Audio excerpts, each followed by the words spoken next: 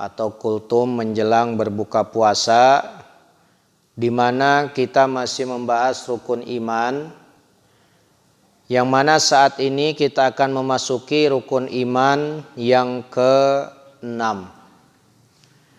Di mana rukun iman yang ke-6 adalah wabil qadari khairihi wa syarrihi minallahi ta'ala.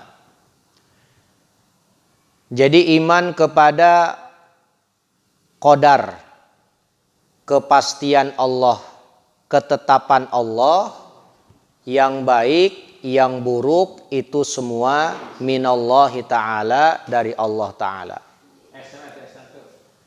Jadi ketetapan yang baik, yang buruk itu semua dari Allah. Ini perlu kita pahami. Jadi ada qada, ada qadar. Ini sering kita dengar. Apa itu qada? Fal qada'u indal asya'irati iradatullahil al asya fil azali ala ma huwa alaihi fi ghairil azal. Jadi singkatnya qada itu adalah kehendak Allah terhadap sesuatu di zaman azali. Itu adalah disebut dengan qada.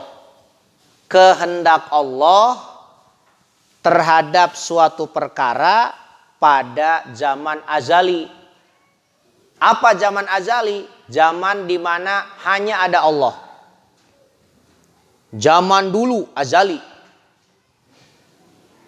Azali itu berarti ya qadim, sesuatu yang tidak ada permulaannya. Sedangkan qadar, ijadullah al-asya ala qadrin makhsusin ala wifqil iradah. Sedangkan yang disebut dengan qadar itu artinya mewujudkannya Allah terhadap sesuatu sesuai dengan ketentuan yang sudah ditentukan dan sesuai dengan kehendak Allah yang ada di zaman azali. Ya, nih coba kita pahami ya. Ini ngaji rada sedikit dalam supaya konsentrasi. Ya. Qada itu sekali lagi adalah ketetapan Allah, kehendak Allah sejak zaman azali. Kalau bahasa kita mah rencana Allah. Sedangkan qadar itu adalah pelaksanaan. Ya. Pelaksanaan yang Allah lakukan terhadap sesuatu kejadian yang pasti sesuai dengan rencana Allah yang ada sejak zaman azali. Contoh Pak, qada, Pak Zaid bakal jadi seorang ulama nanti ketika dia sudah dewasa. Ya, Zaid itu akan jadi seorang yang alim kelak ketika dia sudah dewasa. Itu qadanya Allah. Tibalah masa dewasa, jadilah ulama, itu namanya qadar. Ya. Bapak sekarang jadi apa? Ada yang jadi karyawan, ada yang jadi pengusaha, ada yang jadi petani, ada yang jadi pedagang. Itu tidak lepas dari qadanya Allah. Nah sekarang hasilnya namanya qadar. Jadi qada dan qadar itu selalu seirama dan pasti akan sesuai. Qadar adalah kejadian yang Allah laksanakan.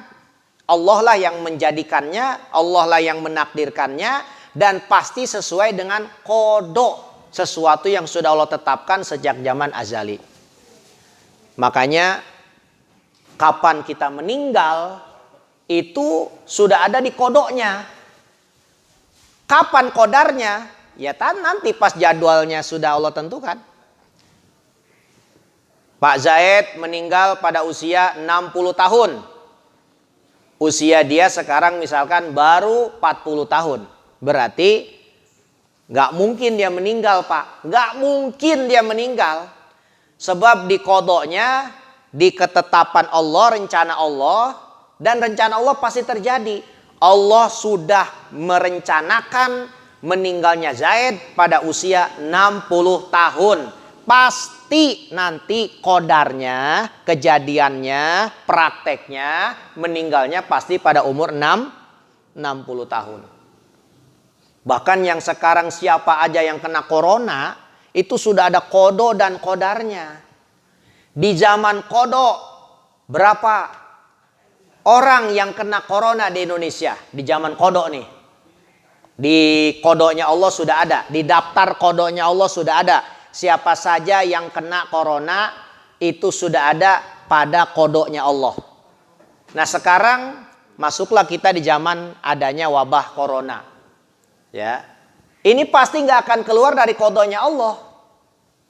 Sekian orang yang kena pasti jumlahnya nggak kurang, nggak lebih daripada yang sudah Allah tentukan sejak zaman kodonya. Jadi apa yang sudah Allah tentukan disebut dengan kodo, pasti terjadi yang disebut dengan kodar. Ya, jadi kodo itu rencana Allah, sedangkan kodar pelaksanaannya. Rencana Allah pasti akan terlaksana. Apa yang Allah lakukan itu sudah sesuai, pasti sesuai dengan rencana Allah yang ada sejak zaman azali. Itulah kodo dan kodar. Kurang lebih seperti itulah. Ya. Jadi kodo dan kodar itu istilahnya sesuatu yang tidak mungkin beda, Pak. Nggak mungkin begini nih. Nggak mungkin begini nih. Kodonya Allah, si Bapak A bakal jadi orang kaya. Ya, kodonya Allah itu rencana Allah, si A bakal jadi orang kaya. Kodo. Ya. Pasti kodarnya jadi orang kaya. Nggak mungkin kodonya jadi orang kaya, kok pas kodarnya jadi orang miskin. Itulah Pak. Bahkan nasib kita Pak di akhirat kelak, di surga apa di neraka, sebetulnya sudah ada kodo dan kodarnya.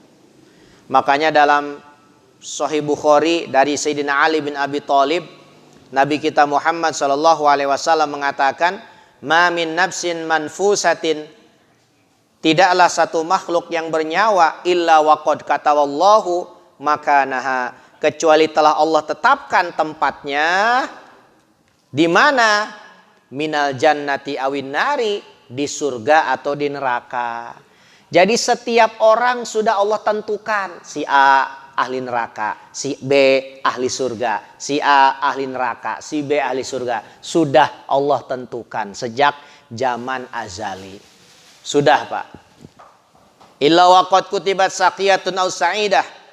Wa illa qad kutibat saqiyatun aw sa'idah. Bahkan sudah ditentukan ini orang celaka atau bahagia di akhirat kelak.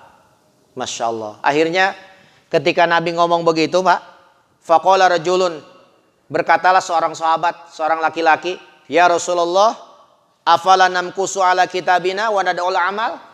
Ya Rasulullah, apakah kita tetap berpegang kepada takdir kita, kepada ketetapan kita di zaman azali, dan kita nggak usah beramal, udahlah. Kalau memang ahli neraka aja. Kalau memang ahli surga aja. Apa begitu aja kita? Gak usah sholat, gak usah ngaji, gak usah beramal. Sebab manusia ditakdirkan ujung-ujungnya sudah ada takdirnya. Apa kata Nabi? Faqala, Nabi menjawab, i'malu, beramalah kalian. Fakullun muyassarun lima khuliqalahu. Kenapa sebabnya? Setiap orang akan dimudahkan menuju takdirnya. Ya. Jadi setiap orang akan dimudahkan menuju takdirnya. Nih Pak nih. Ya. Fa amma alus sa'adah fayuyassirunahu. Mudah-mudahan kita semuanya amin ya rabbal alamin. Fayuyassaruna li amali ahli sa'adah wa amalus syaqawah fayuyassaruna li amali ahli syaqawah. Kalau memang dia ahli surga, bakal bahagia, maka Allah mudahkan dia melakukan hal-hal yang mengantarkan dia ke surga. Tapi kalau memang dia ahli neraka, Allah mudahkan baginya untuk melakukan hal-hal menuju ke neraka. Ya. Jadi manusia itu sudah ada takdirnya Pak. Jadi jangan kaget kalau ada manusia kok ngaji nggak capek, sholat jamaah nggak pernah capek, ke masjid nggak bosan-bosan. ya kan? Baca Qur'annya semangat terus. Jangan-jangan nih orang ahli surga. Sebab Allah mudahkan, Pak. Emang dasar ahli surga, Allah mudahkan perilakunya menuju mengantarkan dia ke surga. Tapi kalau memang ahli neraka, nauzubillah min zalik, Pak, itu malas untuk ibadah. Masya Allah. Tapi kalau maksiat, kuat, Pak. Kalau sudah dengar maksiat, itu bisa berjam-jam. Dangdutan bisa berjam-jam. Maksiat bisa berjam-jam. Ya, kegiatan-kegiatan yang mengantarkan kepada neraka bisa berjam-jam dia lakuin. Bahkan dia begitu happy ketika melakukan maksiat. Tapi ketika melakukan ibadah, beratnya luar biasa. Na'udzubillah min zalik. Jangan-jangan itu ciri dia ahli apa, Pak? Ahli neraka. Makanya kita kudu bersyukur kepada Allah Subhanahu wa ta'ala, Pak. Ketika kita masih dikasih pengen untuk ibadah, Bapak masih mau dikasih mau ke masjid. Ini mudah-mudahan kita ciri ahli apa, Pak? Ahli surga. Amin ya rabbal alamin. Ya, sebab begini, Pak nih. Dalam Al-Qur'an surah As-Samas,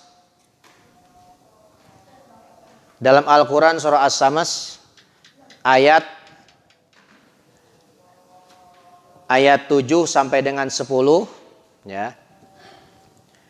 Jadi Allah Subhanahu wa taala mengatakan, wa nafsi wa ma sawwaha fa alhamaha fujuraha wa taqwaha qad aflaha man zakkaha wa qad khaba man dassaha. Ini ayat fa alhamaha fujuraha wa taqwaha.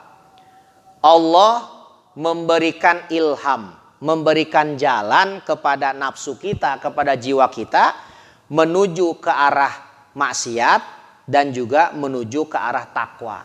Artinya apa, Pak?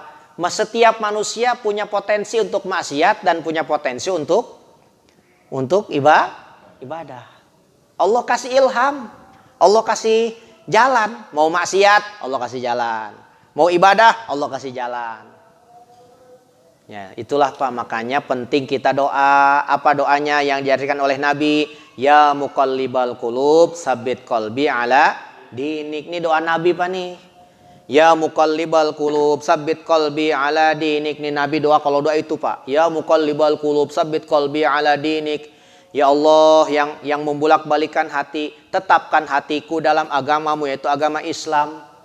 Bahkan Nabi dalam hadis Muslim, doa Nabi nih, Allahumma musarrifal qulub, sarrif qulubana ala ta'atik. Ya Allah yang membulak-balikan hati, yang menggerakkan hati, gerakanlah hati kami menuju ketaatan kepadamu. Minta sama Allah. Makanya kata guru-guru kami, di antara ciri orang yang selamat di akhirat, banyak minta doa supaya dikuatkan iman Islam. Ciri itu, Pak. Orang kalau minta, ya Allah wafatkan saya husnul khotimah, ya Allah kuatkan iman Islam saya, ya Allah berikan saya kekuatan untuk ibadah, dikasih sama Allah. Dikasih sama Allah, Pak. Makanya penting itu kita minta sama Allah. Sebab kita gak akan bisa ibadah kalau kita gak minta kepada Allah. Allah yang membuat kita bisa ibadah. Makanya minta sama Allah Subhanahu wa taala. Ya, kadang-kadang kita minta duit aja. Minta kaya aja, ya. Minta kuat ibadah gak pernah. Minta biar bisa kuat tarawih 20 rakaat, ya Allah. Ya. Biar kuat tarawih full sampai selesai Ramadan. Biar bisa tadarus. Minta sama Allah Subhanahu wa taala. Karena kalau nggak minta, Pak, itu tarawih sekali doang 20 rakaat langsung meriang paginya, Pak. Ya. Itulah ya. Jadi artinya betapa perlu kita minta sama Allah Subhanahu wa taala. Mudah-mudahan kita semuanya senantiasa diberikan hati yang gemar untuk beribadah kepada Allah Subhanahu wa taala, dan di akhirat kelak kita tergolong orang-orang yang selamat, ahli surganya Allah Subhanahu wa taala. Amin ya rabbal alamin. Allahumma salli wa sallim ala sayyidina Muhammad. Amin. Bismillahirrahmanirrahim. Allahumma inna nas'alukal huda wa tuqa wal afafa wal ghina. Salli wa sallim ala